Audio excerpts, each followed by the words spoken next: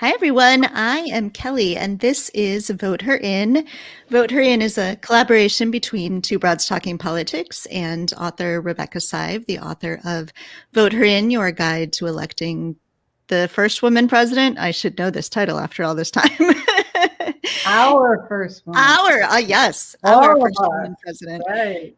And this is very exciting. This is the first Vote Her In and the first Two Broads Talking Politics since the start of the new administration, with Joe Biden as president and Kamala Harris as vice president. So we are very excited about that.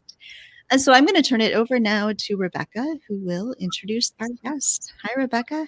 Hi, Kelly. I'm thrilled to be here with you and with our guest. And as Kelly said, we're here right after the inauguration, I guess about a week later, and we're all just sort of taking it all in, I think, and what it will mean. And so we thought it would really be a good idea to invite someone who knows what it's like to be in one of those executive offices and have to make those important decisions. And of course, as a Black woman, what it may mean for Kamala Harris and for the rest of us to watch her do her thing. So we're pleased and delighted, I would say, that the Lieutenant Governor of Illinois, Juliana Stratton, has joined us this evening. For some of you who may not know her, she's had a wonderful public service career for a long time, focused on issues of criminal justice and other matters. And it was really a thrill for many of us when our Governor, J.B. Pritzker, selected her to be Lieutenant Governor. She's been busy ever since, and we appreciate the time she's spending with us today. And so we're going to jump right in, and I think we'll jump right in by my asking you, if you would, Juliana, to share with us your thoughts about the Harris election position, what it's going to mean, how you see it. Well, good evening, everyone. And first and foremost, Rebecca and Kelly, thank you for inviting me to join you this evening for Vote Her In. This is, of course, an exciting time for women in politics. And in so many ways, and I know that your book is focused on the presidency, but we did vote her in to the vice presidency, and it's so exciting. In this election, we saw the results of organizing and mobilizing Black Americans and really getting out the vote. And the powerhouse Black women in Georgia, like Stacey Abrams and Insay Ufod and Helen Butler and Deborah Scott and Tamika Atkins, and I could really go on and on with that list. They really carried on what I consider to be almost the often overlooked tradition of voting rights activism that has been led by Black women. And not only did they deliver Georgia, but and thereby the presidency for Joe Biden, but they also succeeded in electing two Democratic senators and flipping control of the Senate. So Black women did that.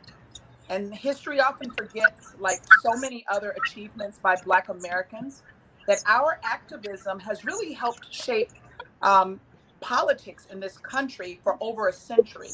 And this election, of course, was likely the most consequential of our lifetimes, and it was Black women who made the difference. So I'm also so very excited, as you've referenced, to have a Black and Asian American woman as Vice President of the United States, and what this means for younger generations of women of color, like my daughters, my four daughters. But I know that Vice President Harris feels very strongly that it is our what I would say our responsibility, really, that we continue to keep the door wide open for those that are coming behind us. And I've just been what I consider to be like on cloud nine, from this election. But I think it's important for all of us to really take some time to slow down and pause and really reflect and process really what it means for us as women. But I also think that we can't lose sight of the work that we still have to do. I don't know if you all realize this, you probably do, but it was 49 years ago this week that Shirley Chisholm announced her presidential bid 49 years ago. And in that announcement, she said these words. She said, "I am not the candidate of Black America, although I am Black and I am proud." And she said, "I'm not the candidate of the women's movement, although I am also a woman and equally proud of that, but I am the candidate of the people." And my presence before you symbolizes a new era in American political history. So it took 49 years after Shirley Chisholm spoke those words to elect the first woman in the office of vice president. And I am really thrilled that we made it this far, but I can say it also means that we all recognize that we have so much farther to go. I always say that I love celebrating first. I was the first Black lieutenant governor in our state. I love celebrating first. That's great. But imagine the real joy when we are celebrating the many. And I think that's what all of us are working towards. Mm-hmm. Yes. Yeah. And when you look at Kelly, go ahead. Yeah, I was just going to say when Kamala gave her speech right after they finally, were declared the winners by the media, and she said, "I may be the first, but I won't be the last." It was such a powerful moment to feel like, yes, we're going to keep this isn't the end, this is the beginning. So, the vice presidency has meant lots of different things. Different people have been different kinds of vice presidents, and there have been different kinds of relationships between the president and vice president. I've been heartened to see that everything coming out of the administration so far in this first week has been the Biden-Harris administration. The Biden-Harris administration, the VP is getting billing right up there. What do you hope that Kamala's role is? What sort of policy things are you hoping that she will focus on in this sort of really elevated position that she has?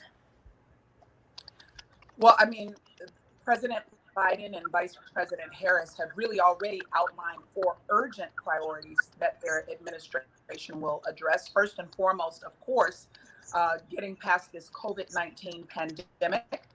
But secondly, rebuilding the economy. Thirdly, working toward racial equity.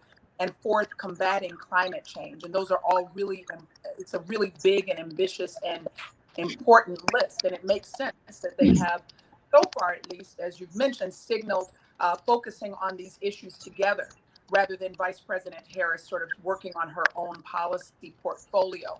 But Vice President Harris really brings an important perspective and voice to all of these issues. And her ability to be a strong partner to President Biden is really what made their ticket so strong and why it led to their success.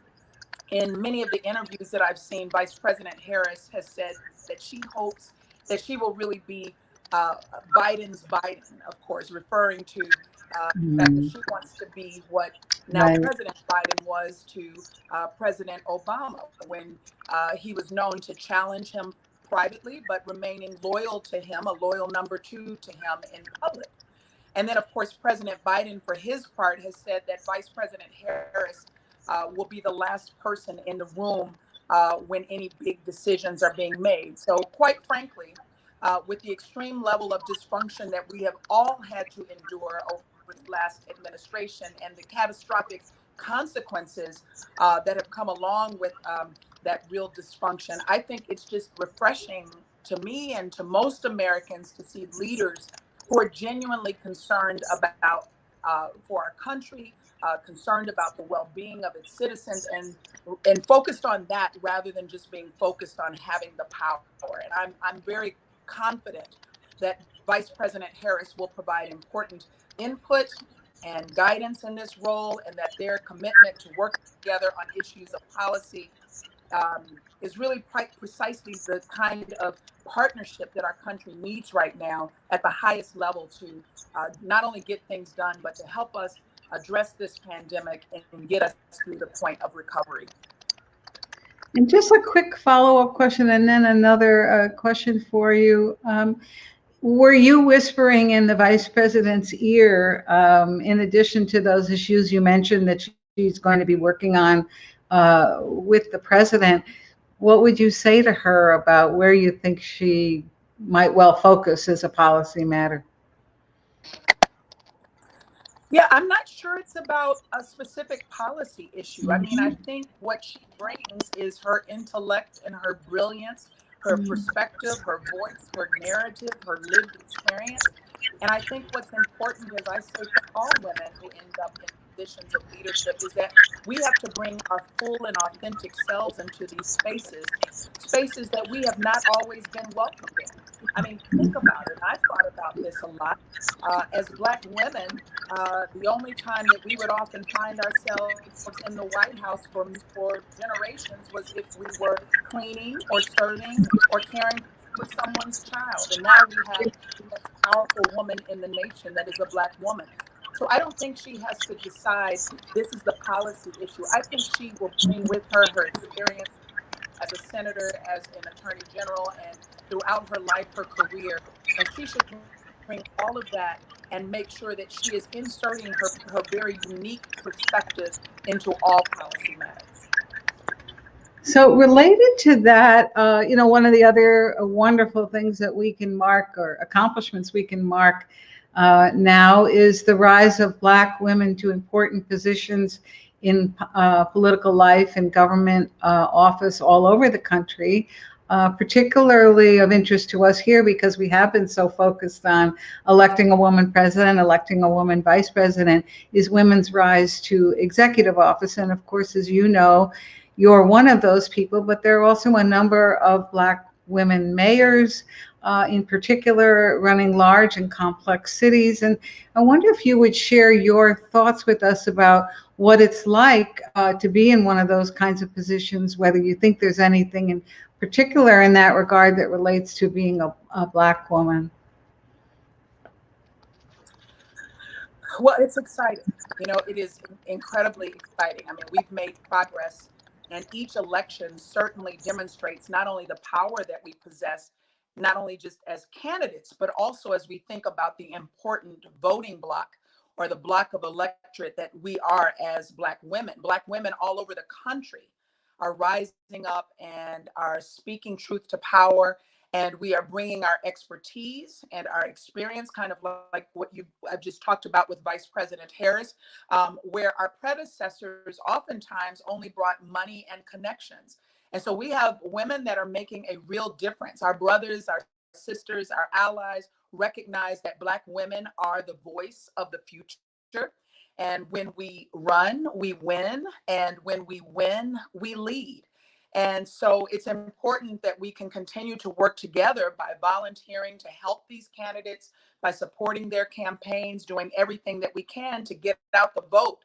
And we saw as a result of this last election cycle that we need to continue this work to keep moving forward. And I just want to say this, that when opportunities open up, it's important to be intentional about that space that is being made for Black women and making sure that they are being supported to run winning campaigns. As we know, there are so many people, and we can look historically where it might be popular at a time to give some lip service to supporting Black women, but it's important that it goes beyond lip service and that it is real actionable support of Black women that I think we've heard and we've seen that when there's so much hard work being done to get people elected, it's important to make sure that there's also that same reciprocal support when Black women themselves step up to run for these offices. So I think that that's kind of, what I think is really important, that we recognize the support that's needed, but also to make sure that there is real intention behind it. Yeah, and I think seeing that very early can help. I mean, I've seen, as people have said they're not running for Senate or governor or whatever, and people start floating all the names, who's going to run, and it's always like this list of white men. we have to think early, very clearly about who we want to see in these roles, and make sure they have that space to do that. Yeah, but can I just say something about that too, Kelly? Mhm. This is not something that we often see as young girls thinking about what's possible moving forward. I mean, I can't think of a time that someone spoke to me as a student, even in college or as a young professional about, hey, have you ever thought about running for public office? I knew that there were elected officials, but it wasn't something that I saw. And I really would love to see more of an effort to introduce girls of color to the possibility of running for office. I mean, I think starting earlier to say, and it's not just running for office, because I also want to emphasize the idea of all the ways that we need people on campaigns. We need finance chairs, we need campaign managers, we need those working on marketing and communications, and so many other aspects of running a successful campaign. It's important to really work on making sure that people in all fields understand that this is something that's possible for you. And I've always said, as so many, you've heard the cliche that you can't be what you can't see. And so now so many young girls are seeing Vice President Harris in this role. And it's the first time we've seen a woman in that role. So it means that we are seeing what is possible. Young people are seeing what is possible. But we have to also let them know running for office can be for you too. And it's not a conversation anyone had with me. And I think I would love to see more of that. As I said before, as young people are considering their career paths, how can we also tell them, hey, this is something that you can do? Yeah, definitely. So I want to ask about, as Lieutenant Governor, one of your priorities has been about criminal justice reform, police reform, something that is desperately needed right now, and you've played a real leadership role in this arena. Can you talk some about what your priorities are in that, what you'd like to see happen, and how we can really help ameliorate, especially the mistreatment, the discrimination against Black women, which is happening all over the country in really terrible ways? Yeah, well, thank you for that question. I mean, as while I represent all residents of Illinois and am so honored to do so, I do bring my experience as a Black woman to this role, and this is an issue that has been particularly of interest to me. You know, I often talk about a story of a woman that I met who had been previously incarcerated, a Black woman. Her name was Maria, and she told me that I could share her story. After I heard it, it was just so powerful. I asked, could I share your words? And what she said to me is that I was in prison, and then I went to prison, and then I returned to prison. And what she was really talking about was the just the real trauma that she had experienced in her own community. Trauma is often what leads women to the justice system and incarceration. And she was talking about what she felt in her community that felt very similar to her experience of being in prison, which was also traumatic. And I'm not going to, by any means, suggest that that the trauma that Black women often feel in our society is related to prison. It is not. It is related to what happens to our young girls starting at early ages, as young as preschool. It is what happens to women in the workplace. It is what happens when women are not protected in so many ways. Think about the recent case of Anjanette Young, a woman that all of us saw on the news, who was standing there with no clothes on as 10, 11 officers came into her home on a bad tip, and she stood there really dehumanized and humiliated as she cried out 43 times, this is not my, you're in the wrong place. You don't have the right home. You're in the wrong place. 43 times she yelled out, and she was never believed. And I'm grateful that we had the body cam coverage of that night and the footage of what happened. But the bottom line is, seeing that footage doesn't mean that it didn't happen. And it doesn't mean that it stops the trauma that Miss Young felt that night. And, you know, I think that, as I said, the criminalization of Black women really begins when we are girls. Black women and girls are often mischaracterized on how we dress and how we talk, or where we live and how we speak. All of these kinds of things are ways that we are stereotypes that we often have to overcome in our lives. And I want to be clear, it does not stop because you are elected to office. So overcoming these obstacles really begin when we are, it begins in our communities, it begins in our schools. And my hope is that the work that our administration is doing right now, including with our Justice, Equity, and Opportunity Initiative, which is housed in my office, Governor Pritzker has been an incredible leader on issues relating to criminal justice reform. Certainly, I want to lift up the leadership of the Illinois Legislative Black Caucus and the work that they are doing. But we need to make sure that this work, and I believe that it will, this work will have a lasting impact on communities that have been disproportionately harmed by our criminal justice system, so that Black people will have fewer obstacles to overcome. I want to just touch very briefly on something that our administration announced just last week as an example of this work, as a part of my chairing the Reinvest, Restore, and Renew Board. And I'm glad that we have the acronym R3. But through the R3 board, we distributed we awarded $31.5 million as one of the key equity goals that our administration has under the legalization of adult use cannabis.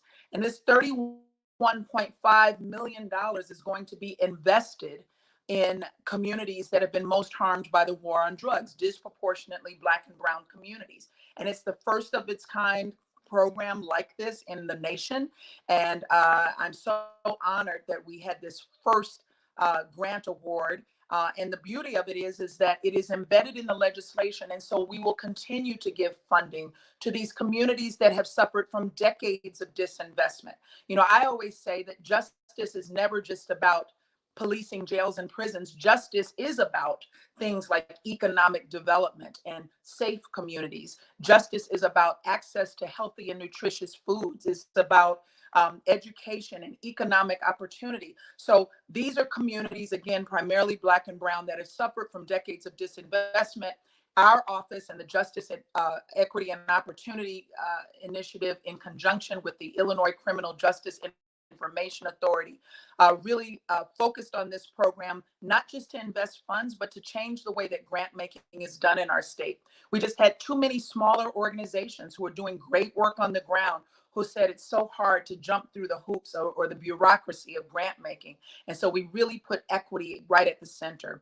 So this funding will go all across the state of Illinois. It will happen again next year, and it will fund things like violence prevention, reentry services, economic development, civil legal aid, and youth development. And as I said, it really changed the game and how grant making is done. And we hope that this will be a model for other states throughout the country. So I really hope right now that the work that we are doing is going to change the lives of the next generation and their children's children. I also hope that the things that we were protesting about this summer, all across not just the state of Illinois, but the world, I hope that that leads to real policy change, and that has already happened in Illinois. And I certainly hope that we can continue to create a more just and equitable world. And I hope that all Americans, regardless of their race, regardless of their gender, regardless of the community that they live in, can really have a real opportunity to see, because that's how we will move forward as a nation. And speaking of having a real opportunity, perhaps, if you would, we will close this wonderful conversation with you by your sharing with us. What do you see as the kinds of opportunities, the kinds of activities that young women should seek to engage in as they, for instance, follow in your footsteps and the footsteps of the Vice President, so that they too can be leaders in the public arena?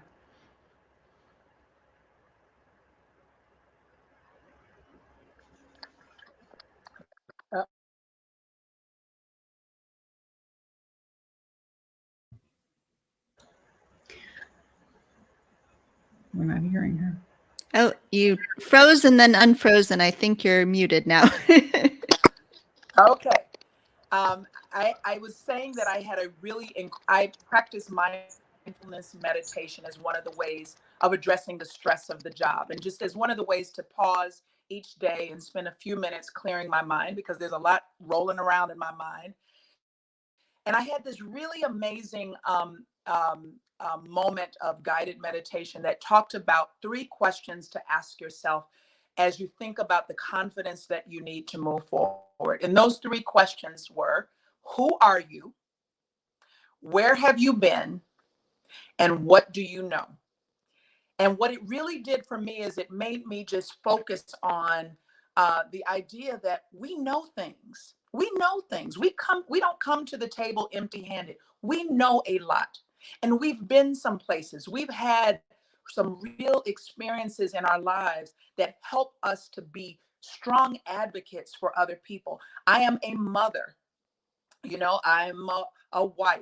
I am a daughter who cared for a mother with Alzheimer's. I am, the list can go on and on about who I am and what I know. And then I think of where I have been. Where have I been? What are the experiences that I've had through my life? There are so many inspiring women leaders today that are bringing their own experiences of who they are, what they know, and where they have been to their roles. And I think about, for example, recently elected Congresswoman Cori Bush, who was working as a triage nurse during the Ferguson riots. I think about, or the protests rather. I think about Alexandria Ocasio-Cortez, who was working as a waitress, and she holds 2 degrees in international relations and economics. And I think about Illinois' own Congresswoman Lauren Underwood, who is also a nurse and who previously worked to implement the Patient Protection and Affordable Care Act. These are women who were elected to Congress not because of legacy or generational wealth or well-funded political machines. They were elected because they saw systems that were not working, and they wanted to put in the work to make the kind of change to these systems that were just greatly needed. And it's the same thing that we see with women in our respective roles all over the country, that we are in these positions of leadership. We are powerful, and we are often the best people for the job. So my advice is keep working in your communities. Make sure that you keep putting in the work in your professional lives and in the work that you do in the communities. Build your network. Never stop learning, and really just take advantage of some of the organizations that really focus on preparing women to run for elected office, and just kind of set your goals, set them high.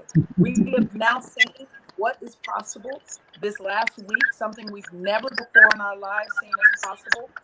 It is now possible. So set high goals and keep working towards them. And remember that when women say, you know what, reach out to me. If I can be of help in any way, just reach out. Make that call. Because I have too many young women who say, well, you're busy. I don't know. I feel like if I call, I'm bothering you. No, we want to help you. There's so many women upon whose shoulders I've had to stand to get to where I am. And my shoulders, I promise you, are firm, because they are ready for the next woman to stand on these shoulders so that you can get where you need to go. And, I will just say in closing, what you reminded me of while you were talking, as I saw a little interview with Vice President Harrison, which she was kind of giving advice in the way that you have just been for us here. And she said, I eat no's for breakfast. And I thought that was really a great line to your point about, keep focused on your dreams, focus high, keep on moving. So thank you very much for joining us today. It was a treat to have you. Yes, thank you. Thank you, Rebecca. Thank you, Kelly. I had a lot of fun talking. Thanks so much. All right, we'll be in touch.